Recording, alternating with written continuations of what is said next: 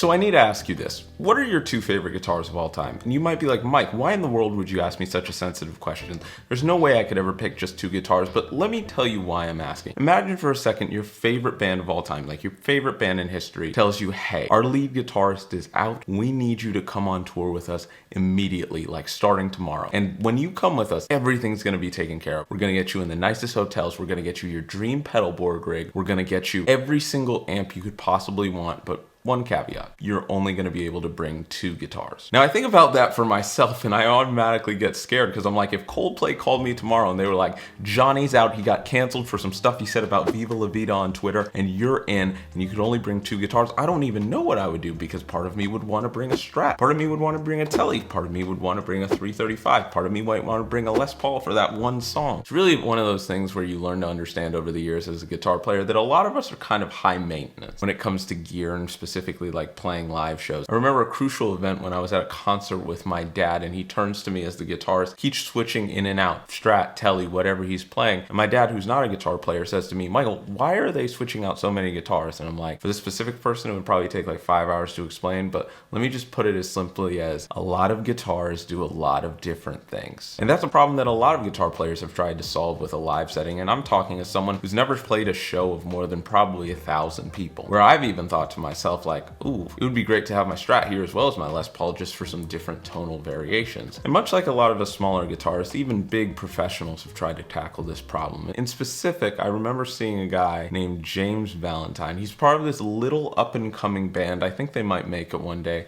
They're called Maroon 5. And James was trying to solve sort of a similar problem. You see, he had actually decided with Ernie Ball that they were going to give him a signature guitar, which is pretty much like the magnum opus of validation for any great player. And they were like, what do you want? And he's like, well, let's make me a guitar that can get me through an entire Maroon 5 set. And Ernie Ball was like, okay, how would you specifically like to go about that? And he's like, okay, my two favorite guitars right now, he said, were a Tele and a 335. And both of those guitars he had used for Maroon 5 gigs, and he had to use for entire sets spanning like 20 years of songs, going from the soulful and blues stuff with songs about Jane all the way to the pop stuff that they do nowadays. So this was a tall order. And that, friends, is where we got a completely new creation. It was actually called the JV60, and it sounded something like this.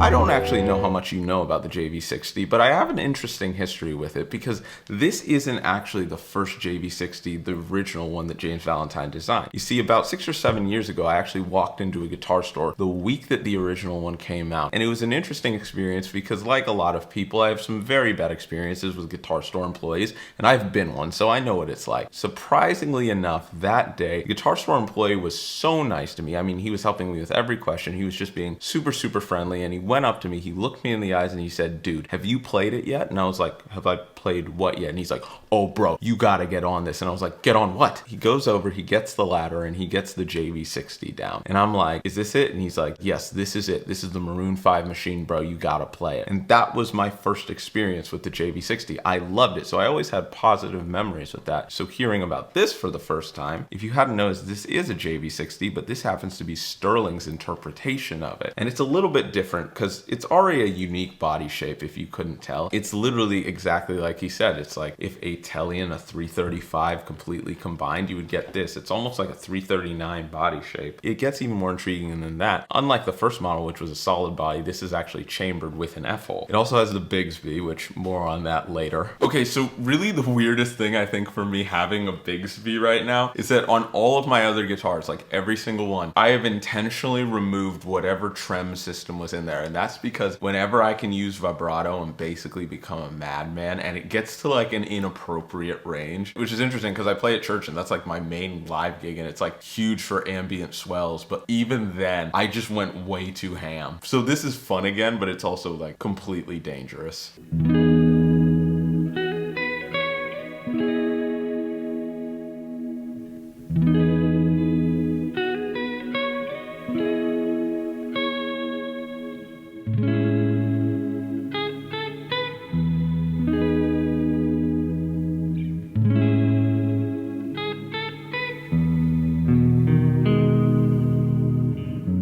think one of the most unique things that you don't often see is you have the humbucker in the neck and you have the single coil in the bridge. But the thing that really sets this guitar apart that I noticed when I first took it out and played it actually has this push-pull switch.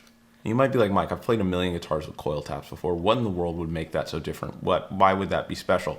Well, here's the thing, that's not a coil tap. And let me explain it to you. It's actually a gain boost. So in essence, if you were playing, you could go from Mr. Crunchy with it down to Mr. Super Crunchy.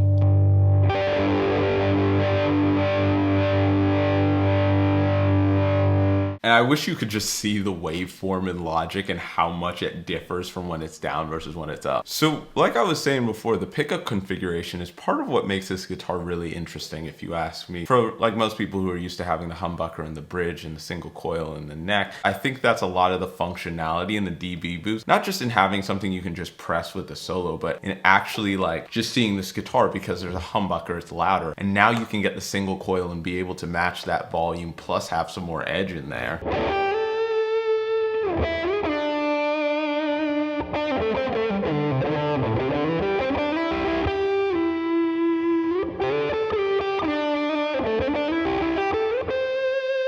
You can just tell there was thought put into this. As with a lot of things in life and just generally in the guitar world, I feel like we have to address the elephant in the room, which is quite a big one. The signature thing. Whenever I talk about a signature guitar to think about one, I feel like I always have to ask myself the big question, which is, am I just buying this guitar because I like the name on the headstock, or do I actually think this is like a valid piece of gear? And I'm not gonna lie to you, because I do think that James Valentine is one of the most underappreciated guitarists on the face of the planet. I've made like 6 videos about it. But I do think there is just a level of intentionality that was put into this guitar that most signature guitars don't have. And there's a level of uniqueness, because you see a lot of signatures out there where it's like just someone's take on a specific guitar. And don't get me wrong, those can be really cool. I mean, Mayer's take on the Silver Sky is amazing, and it's basically my main guitar that I use every day. But on the other hand, seeing this kind of innovation, I like it when guitar players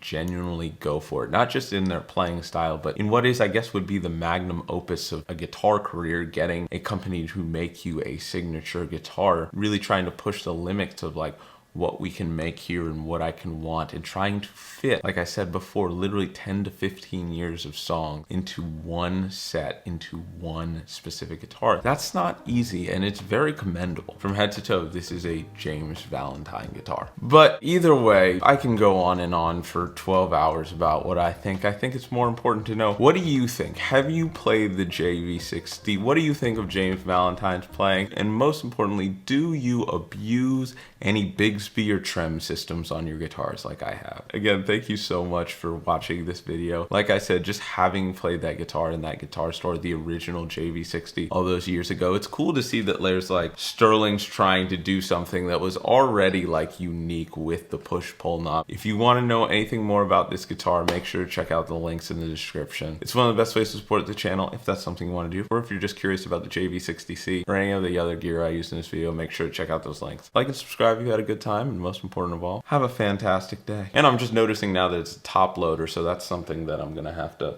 learn how to do.